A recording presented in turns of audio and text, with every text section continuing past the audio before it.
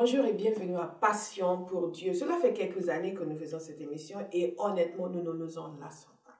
C'est une joie de partager la parole de Dieu avec vous et c'est une joie aussi de recevoir vos réactions, vos commentaires, vos emails d'appréciation du monde entier. Nous sommes vraiment encouragés par le fait que non seulement nous avons de la joie à servir le Seigneur, mais que vous recevez avec joie notre service. Je veux vous encourager aujourd'hui à continuer à nous écrire, à continuer à témoigner de ce que cette émission fait dans vos vies. Les témoignages de guérison aussi sont nombreux et nous sommes bénis de savoir qu'à travers votre écran de télévision, la puissance de Dieu vient dans vos vies. Et je crois aujourd'hui que la puissance de Dieu va venir sur quelqu'un qui regarde cette émission et que d'ici la fin de cette émission, vous aurez été changé. Quelque chose va changer dans votre cœur, dans votre pensée, quelque chose va changer. Dans votre corps physique, la guérison va s'installer. Recevez cela aujourd'hui. Recevez la puissance de Dieu qui agit dans votre vie alors que vous regardez cette émission.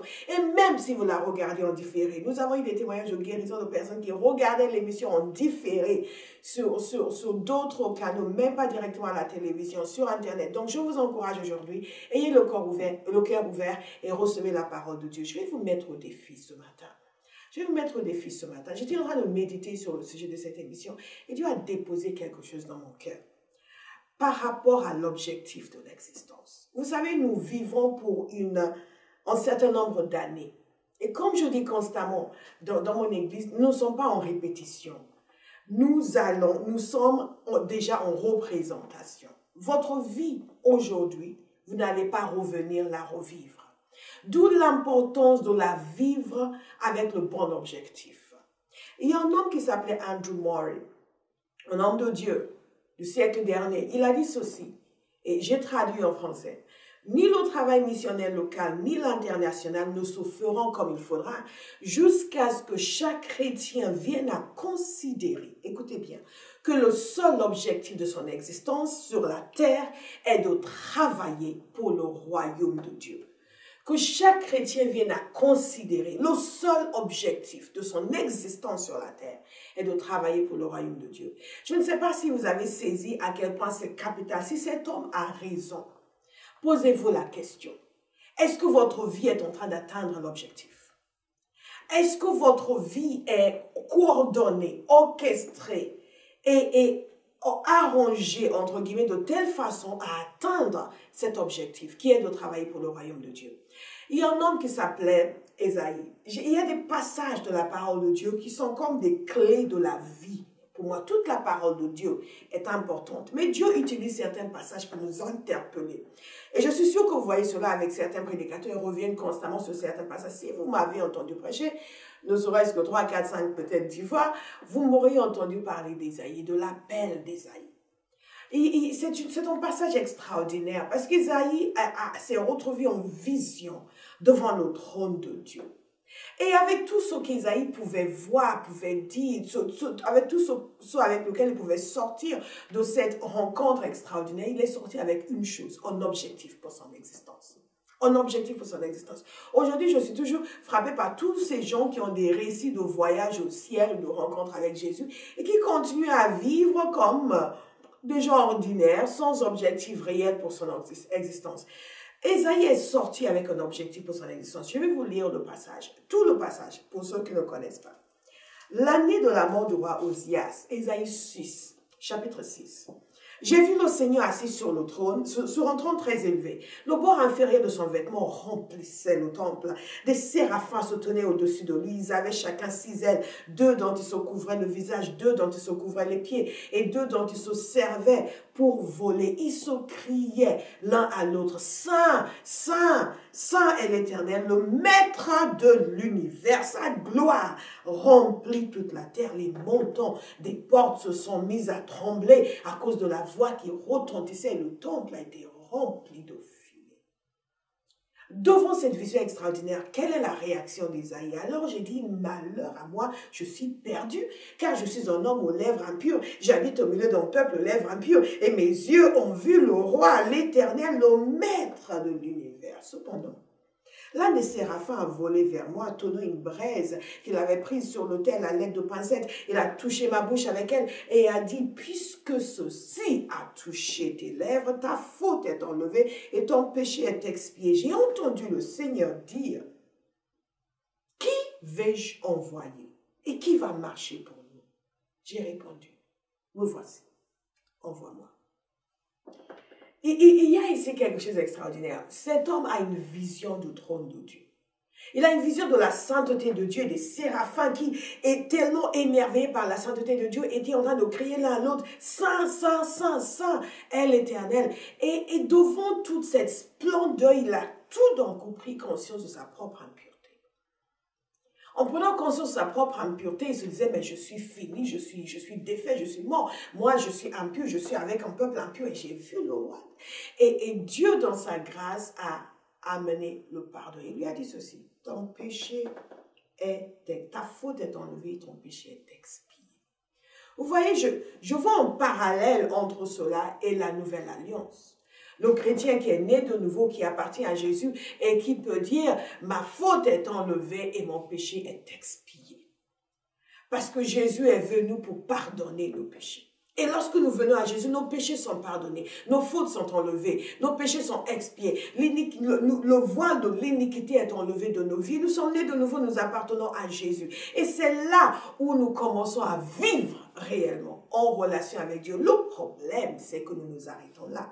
Parce que lorsque nous commençons à vivre maintenant cette vie de personnes pardonnées, nous commençons maintenant à voir combien de jouets spirituels est-ce que je peux accumuler.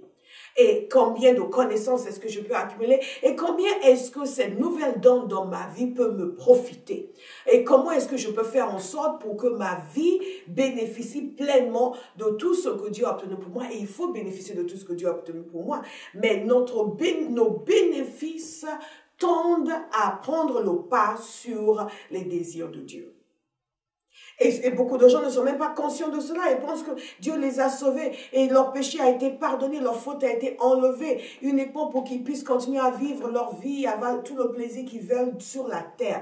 Mais cet homme, Ésaïe, a compris et est allé au-delà du pardon des péchés. Je veux inviter quelqu'un ce matin à aller au-delà du pardon des péchés. Je veux vous secouer, vous amener à vous reprendre et vous poser des questions sur l'objectif de votre existence. Est-ce que vous êtes chrétien, vous êtes né de nouveau, vous en êtes où? Vous êtes heureux d'être pardonné, d'être enfant de Dieu. Je sais qui je suis en Christ et tous ces chants que nous aimons chanter. Et vous êtes conscient que vous faites partie de la famille de Dieu. Vous êtes des gens de la maison de Dieu. Et moi, je vous pose la question, et alors?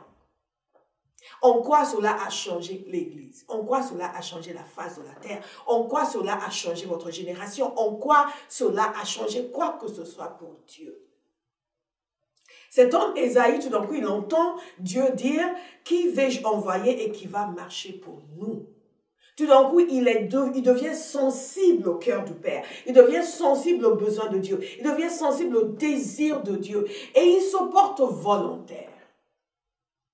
Et il dit, moi, quelque chose se passe lorsque nous avons une vraie rencontre avec Dieu. Quelque chose se passe lorsque nous avons une vraie révélation des désirs du Père. C'est que nous devenons volontaires. Tant que nous n'avons pas compris les désirs du Père, nous ne sommes pas volontaires. Je veux vous interpeller ce matin. Quel est l'objectif de votre existence? Si Andrew Murray a raison, et je crois qu'il a raison, je suis persuadée que c'est le témoignage des Écritures, que l'objectif de la vie de chaque enfant de Dieu est de travailler pour le royaume de Dieu. C'est de faire avancer le règne de Dieu sur la terre. C'est de faire tout ce qu'il faut pour bâtir l'église de Jésus-Christ. L'église universelle et les églises locales. Beaucoup de gens bâtissent l'église universelle, mais détruisent l'église locale. Nous ne pouvons pas bâtir l'église si nous détruisons l'église locale. À entendre certains chrétiens parler de l'église locale, vous pensez qu'ils parlent de leur ennemi. Que ce sont des capitalistes qui parlent des communistes. Des communistes qui parlent des capitalistes. Ouais, les églises. Je veux interpeller quelqu'un ce matin et vous appeler à la repentance. Parce que là, le temps passe vite.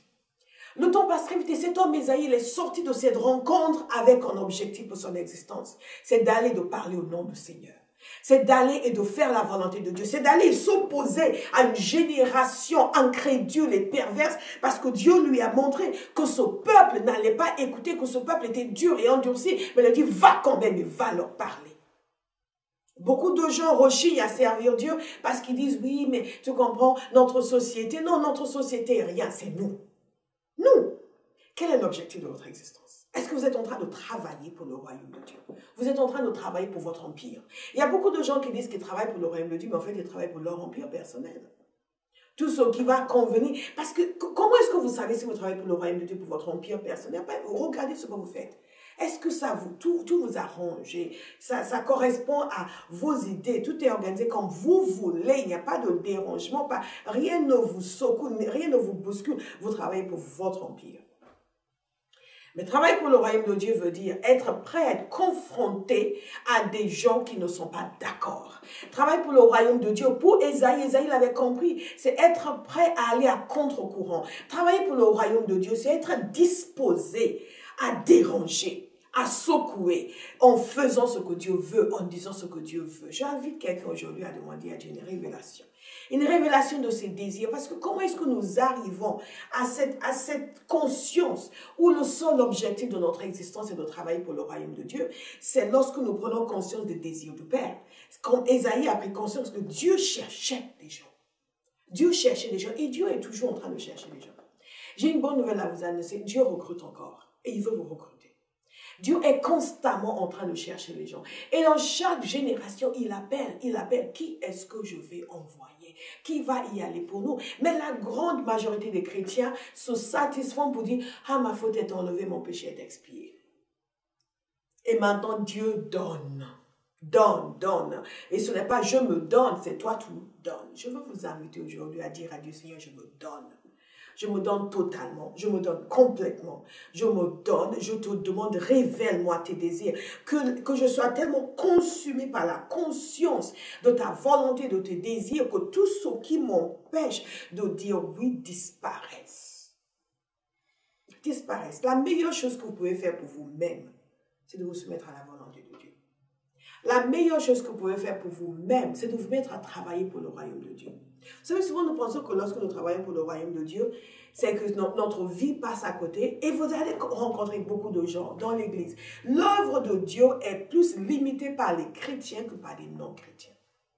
D'abord, les chrétiens qui ne veulent pas travailler pour Dieu et aussi les chrétiens qui découragent ceux qui travaillent pour Dieu.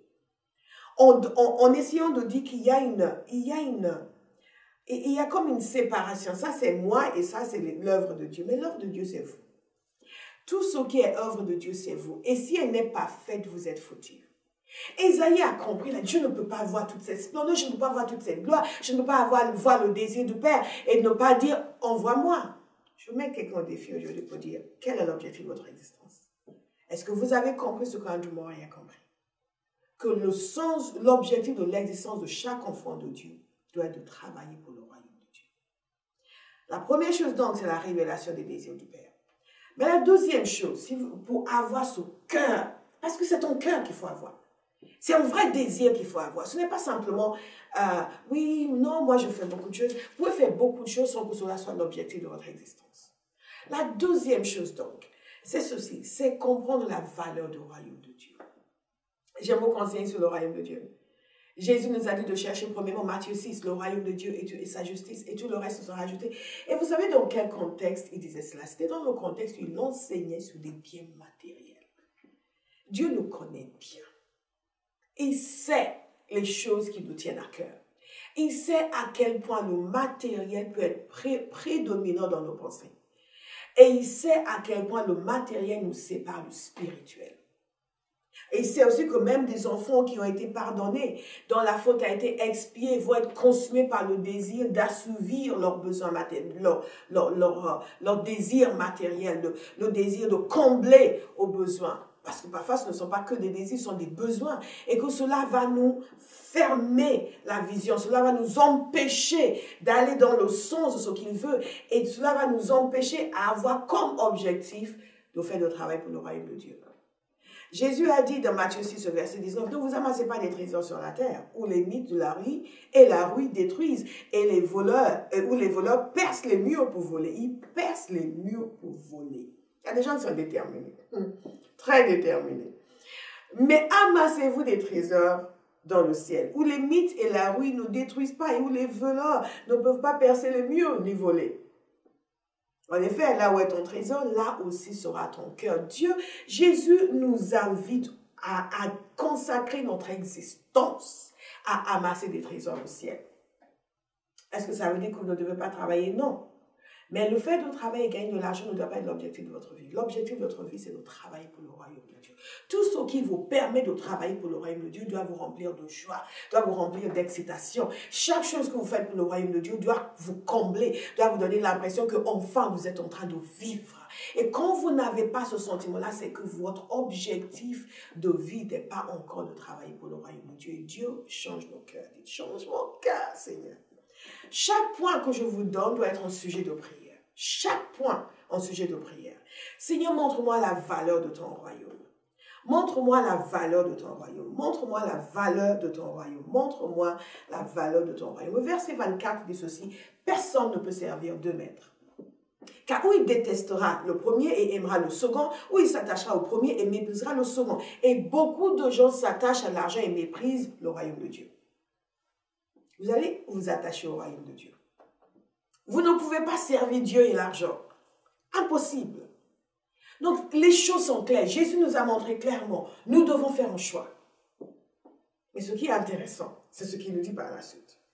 C'est pourquoi. Donc, vous ne pouvez pas servir Dieu et l'argent. Vous ne pouvez pas avoir comme objectif d'amasser de l'argent et comme objectif de servir Dieu. Vous ne pouvez pas avoir les deux. Vous devez avoir un seul objectif, servir Dieu. Et Jésus nous dit ceci. C'est pourquoi je vous dis, ne vous inquiétez pas de ce que vous mangerez pour vivre, et boirez pour vivre, ni de ce dont vous vous habillerez votre corps. La vie n'est-elle pas plus que la nourriture et le corps plus que le vêtement? Jésus nous dit ici que votre vie vaut mieux que simplement courir après des choses matérielles. Jésus dit la valeur de votre vie est supérieure à la valeur des choses matérielles. Donc, votre vie ne doit pas se résumer à ce que vous faites pour obtenir des avantages matériels. J'aimerais tellement être là où vous êtes pour vous secouer. Est-ce que vous m'entendez? C'est ce que je dis dans mon église. Est-ce que vous m'entendez? Quelle est la valeur de votre existence? Elle est supérieure à l'accumulation des biens matériels. Jésus dit votre vie ne consiste pas uniquement en cela. Et il donne l'exemple des oiseaux qui ne sèment pas, ils ne moissonnent pas, ils n'amassent pas dans les greniers, mais Dieu s'en occupe. Dieu s'en occupe. Il dit, ne valez-vous pas beaucoup plus qu'eux? Qui de vous, par ses inquiétudes, peut ajouter un instant à la durée de sa vie? Et pourquoi vous inquiétez au sujet de vêtements? Étudiez comment poussent les belles fleurs des champs. Dieu les habille. Jésus veut élever nos pensées et nous amener à voir que notre vie doit servir à faire avancer le royaume de Dieu. Pas avancer notre porte-monnaie. Et que si nous agissons pour que le royaume de Dieu avance, notre porte-monnaie aussi va avancer. Vous pensez que c'est un blasphématoire? Non, je vais vous lire la suite. Au verset 30, si Dieu habille ainsi l'herbe des champs qui existe aujourd'hui et qui demain sera jetée au feu, ne le fera-t-il pas bien plus volontiers pour vous, gens de peu de foi? Dieu va vous habiller. Ne vous inquiétez donc pas et ne dites pas que mangerons-nous, que boirons-nous, avec quoi nous habillerons-nous? En effet, tout cela, ce sont les membres des autres peuples qui le recherchent. Oh, votre Père céleste sait que vous en avez besoin. Recherchez d'abord le royaume et la justice de Dieu. Et tout cela vous sera donné en plus. Ne vous inquiétez donc pas du lendemain, car le lendemain prendra soin de lui-même. À chaque jour suffit sa peine. J'espère que quelqu'un est en train de m'écouter ce matin pour dire, je vais changer mon objectif. Je vais changer ma vision des choses. Je vais changer ma perspective des choses. Parce que je veux ce qu'Ésaïe avait. Cette conscience que la vie doit être vécue au service du royaume de Dieu. Au service de l'œuvre de Dieu. Et il est sorti de cette vision avec une révélation. Je vais vivre pour Dieu. Beaucoup de gens, quand on dit, oui, Dieu m'a montré ça, j'ai eu telle révélation. Je regarde leur vie. Comment est-ce qu'ils vivent? Est-ce qu'ils vivent pour le royaume de Dieu?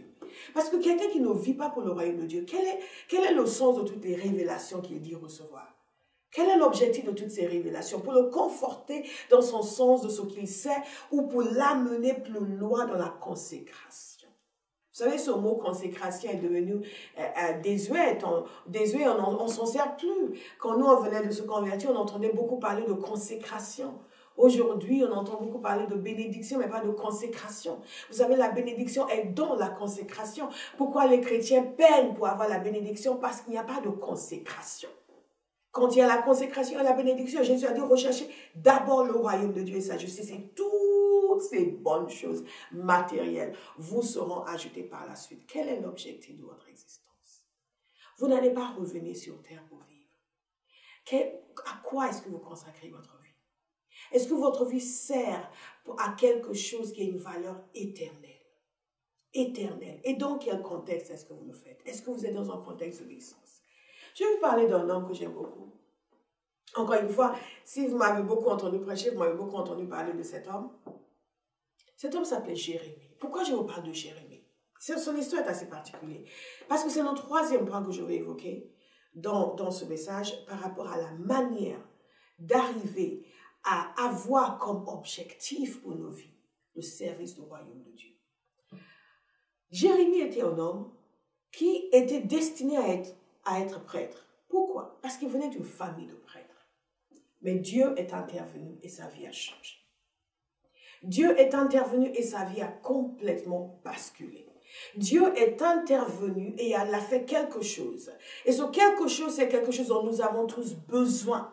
C'est quelque chose qui nous amène plus loin. C'est quelque chose qui nous amène à comprendre l'objectif de notre existence. C'est quelque chose qui nous amène à devenir comme Ésaïe, me voici, envoie-moi. Dieu a fait quelque chose à Jérémie, il a corrigé sa perception de lui-même. Le troisième point que je veux évoquer, pour arriver à avoir le bon objectif pour nos vies, c'est que Dieu corrige notre perception de nous-mêmes. C'est que nous permettons à Dieu de corriger notre perception de nous-mêmes. Qu'est-ce que je suis en train de dire? Jérémie était destiné à être sacrificateur. Mais un jour, Dieu est arrivé vers lui. Dieu l'a appelé et l'a appelé pour être prophète. Changement complet de sa vision de lui-même. Tu n'es pas prêt, tu es prophète. Dieu parle à nos cœurs. Dieu utilise des serviteurs de Dieu, des responsables spirituels pour changer notre vision de nous-mêmes. Des gens qui voient un peu plus loin que nous parce que nous sommes souvent limités par ce que nous voyons. Qui interviennent et qui déclarent la parole de Dieu dans nos vies. Et c'est là où enfin quand nous devenons soumis, nous disons, ah oui, c'est vrai que... Parce que figurez-vous, quand Dieu est allé parler à Jérémie, Jérémie a contesté. Aujourd'hui, souvent, lorsqu'on nous parle, nous contestons. Et c'est la raison pour laquelle les gens ne vivent pas la vie qu'ils devraient vivre en Christ. Parce qu'ils sont en train de contester. Ils ont une vision d'eux-mêmes et ils ne voient pas plus loin. Dieu va changer votre perception de votre vie. Et vous avez besoin que votre perception de vous-même soit changée parce que si vous n'êtes pas en train de vivre comme vous devez pour Dieu, c'est en partie parce que votre perception de vous-même, de votre rôle, de votre place n'est pas la bonne. Je prie aujourd'hui que Dieu change la perception de quelqu'un. Que Dieu transforme complètement votre manière de voir. Que Dieu vous amène à une nouvelle vision de votre existence. Dieu a changé la perspective de Jérémie. Dieu lui a dit, Jérémie, tu es prophète. Et Dieu a dit à Jérémie, tu es prophète, mais Jérémie a contesté. Jérémie a estimé qu'il ne savait même pas parler. Il était un enfant. Et Dieu l'a rassuré. Dieu l'a encouragé. Dieu lui a montré ce qu'il allait faire avec lui. Je prie aujourd'hui que vous soyez rassurés par le Seigneur. Parce qu'il va intervenir et il va vous dire des choses concernant votre vie qui vont vous choquer, qui vont vous surprendre. Il va vous faire conduire par des responsables, par des leaders, dans une direction que vous n'aviez pas pensé peut-être, que vous n'aviez pas imaginé. Mais quand vous commencez à prier, Dieu va confirmer dans vos vies que effectivement c'est lui qui vous conduit dans ce sens. Et là, vous vous laissez faire. Mais s'il y a une chose qui doit changer dans nos vies pour que nous puissions vivre la vie que Dieu a pour nous, vivre au service du royaume de Dieu, c'est que nous devons accepter que des projets que nous avions faits, des imaginations que nous avions eues, soient complètement chamboulées. Complètement chamboulées. À chaque fois que je parle de ce genre de choses, c'est quelque chose qui me secoue, qui me touche profondément. Pourquoi? Parce que c'est une partie de mon témoignage. Vous êtes nombreux à être bénis par Passion pour Dieu. Vous êtes nombreux à être bénis par le ministère de la Compagnie Théophile. Certains viennent nous voir à Bauhaus et sont bénis également. Mais est-ce que vous savez que si Dieu n'avait pas changé ma perception de moi-même, s'il n'avait pas changé ma vision de l'objectif de mon existence, tout cela ne serait même pas là. Et je tremble à l'idée de toutes les vies qui ont été impactées depuis et dont je serais passée à côté si je n'avais pas accepté que Dieu change ma perspective de mon existence. Quand vous êtes lancé dans une direction et que Dieu intervient pour dire non, tu vas aller dans cette autre direction, et que les serviteurs de Dieu interviennent au nom du Seigneur pour dire non, on voit plutôt cette direction. Et quand vous acceptez de suivre, vous devenez utile pour Dieu. L'objectif de Dieu devient le vôtre. Ésaïe est sorti de cette rencontre avec un objectif. Faire la volonté de Dieu. Et j'encourage quelqu'un aujourd'hui à saisir cet objectif. Faire la volonté de Dieu. Le quatrième point qui est très important dans ce contexte, pour nous amener à avoir le bon objectif pour notre existence, pour que nous puissions travailler pour le royaume de Dieu sans qu'on nous supplie, sans qu'on nous plaigne, sans nous sentir malheureux, sans penser que d'autres profitent de la vie et nous pas. C'est ceci, nous devons prendre à cœur les paroles de Jésus. Quelles sont les paroles de Jésus? Vous savez, il y a beaucoup de choses que nous pensons croire, mais que nous ne croyons pas vraiment. Mais quand nous les croyons, cela se voit dans notre fonctionnement, dans notre manière de penser, dans notre manière de vivre. Pourquoi est-ce qu'aujourd'hui, dans les églises chrétiennes, dans certains pays, d'autres c'est différent, dans certains pays, il y a tellement peu de personnes qui servent et tellement de personnes qui profitent? Parce que les gens n'ont pas pris à cœur ce que Jésus a dit. Écoutez ce que Jésus dit. Jésus dit ceci, « Tout pouvoir m'a été donné, dans le ciel et sur la terre. Allez !» L'objectif de votre existence doit être d'aller. Allez! La compagnie Théophile, la passion pour Dieu, l'amour du prochain. LCT est un ministère fondé par prophétesse Bola Ogedengbe. Prophétie, évangélisation, enseignement, LCT touche 155 nations et le monde entier à travers les émissions de télévision Passion pour Dieu, les conférences Paraclétos, conférences de guérison, conférences de prière et à travers le site avec plus de 150 enseignements, des outils d'évangélisation sur le site dieu.fm. La télévision, la radio et Internet, nombreux sont les témoignages des vies guéries et transformées.